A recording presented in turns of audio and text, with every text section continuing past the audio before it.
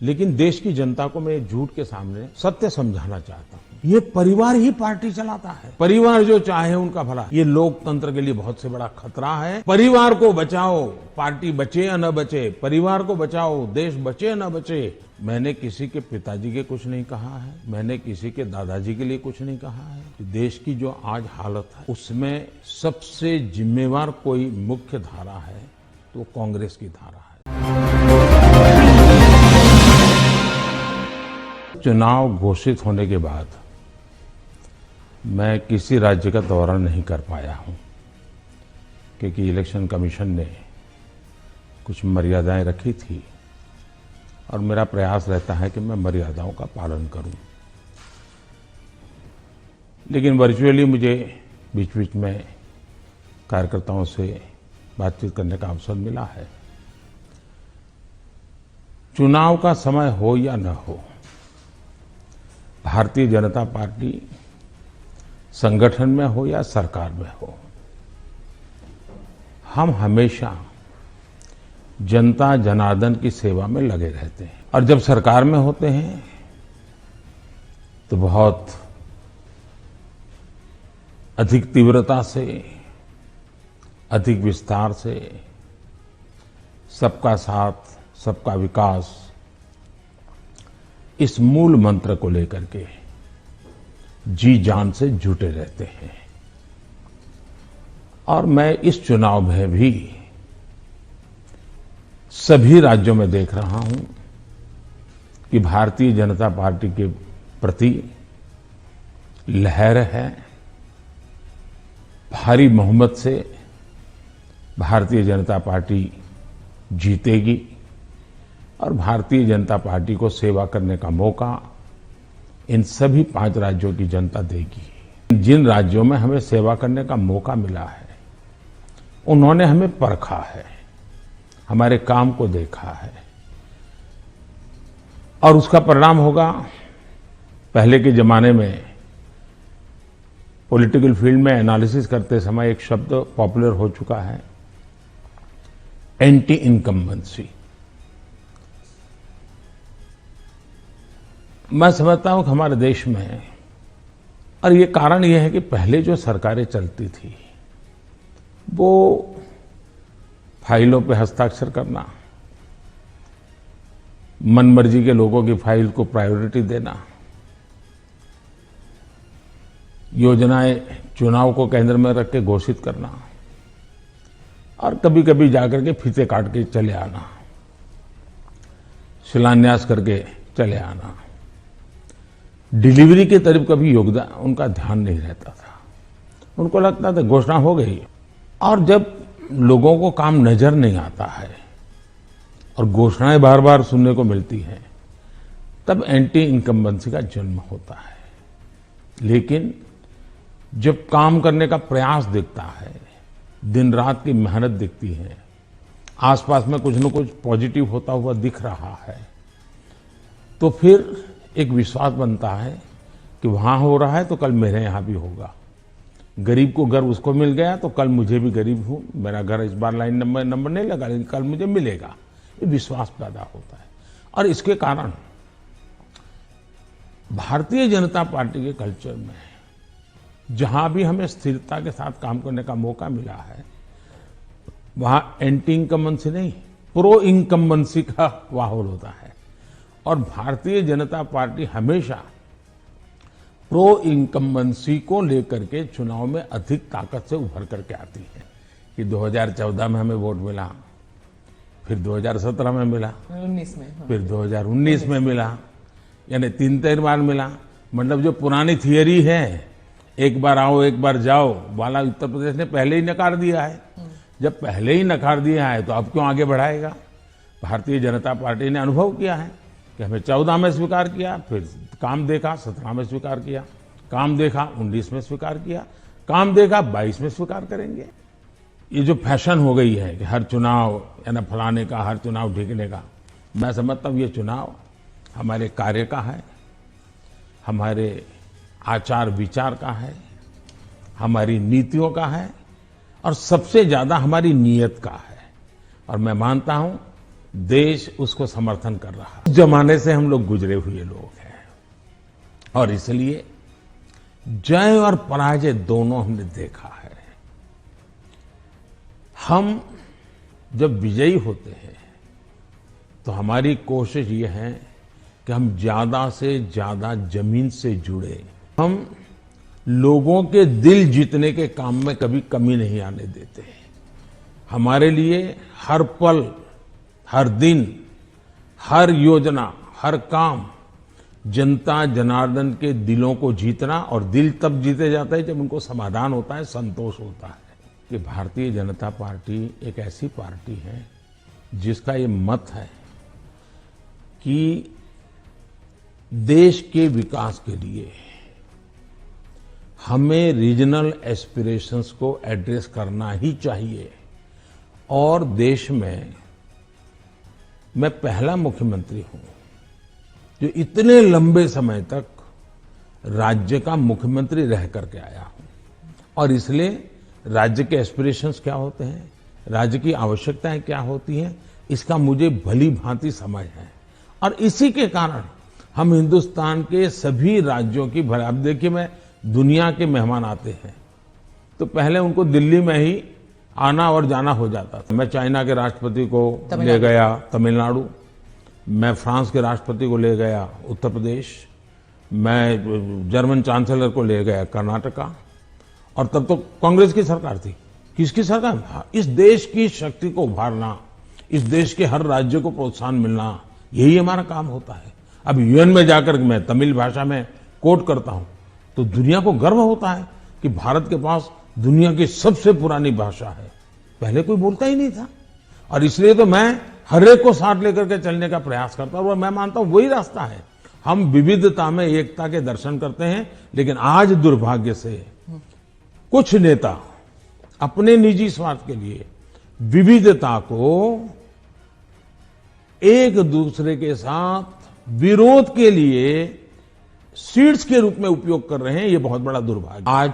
आज विश्व में भारत ने अपनी एक अच्छी पहचान भी बनाई है, और वो मीडिया की ताकत से भी आगे निकल गई है।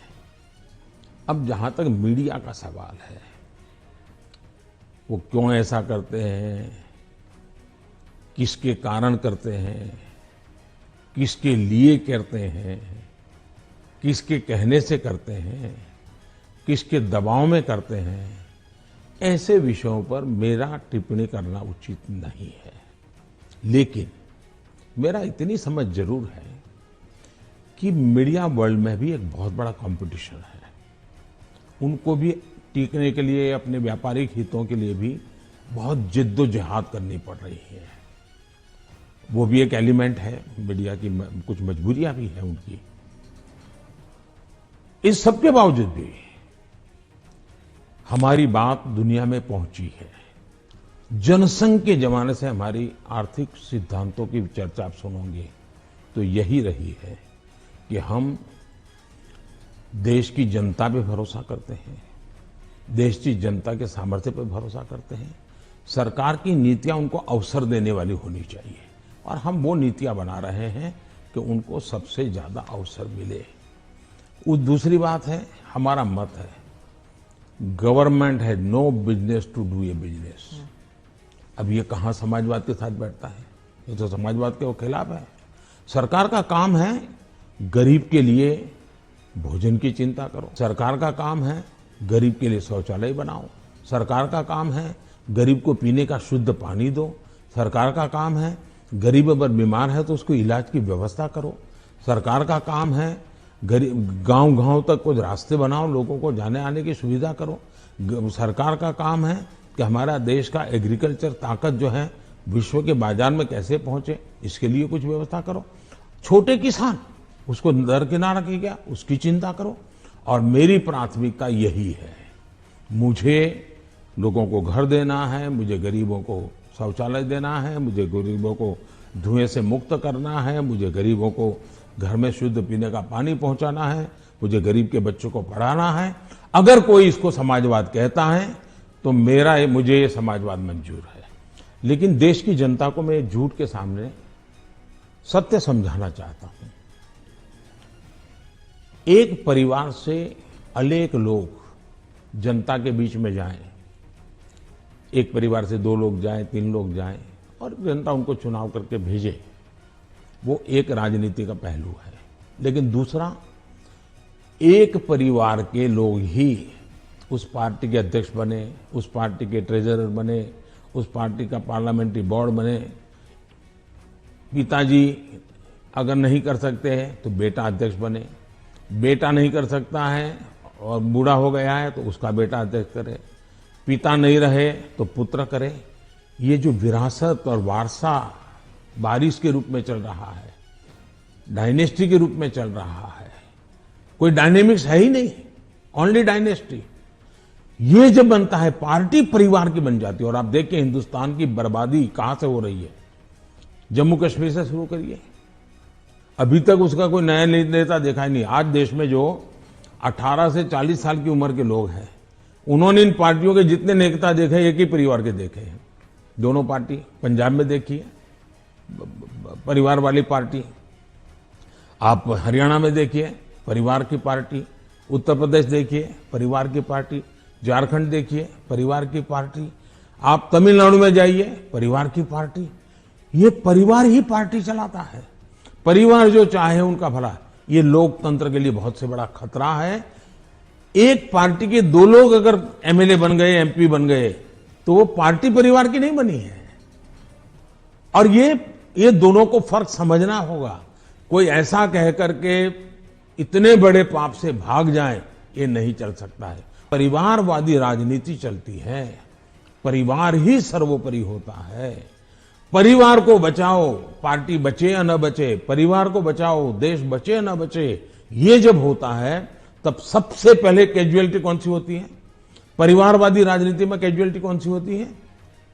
बेटा जैसा भी होगा लेकिन वही अगला अध्यक्ष बनेगा।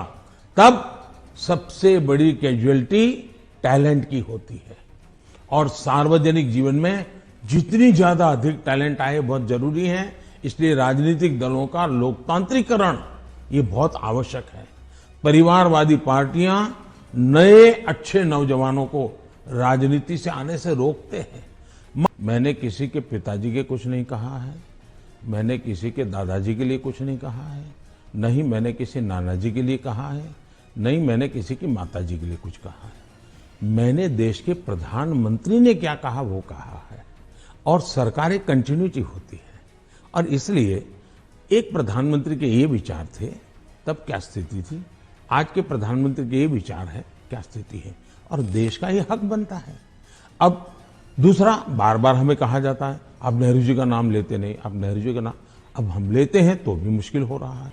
कि देश की जो आज हालत है उसमें सबसे जिम्मेवार कोई मुख्य धारा है तो कांग्रेस की धारा है।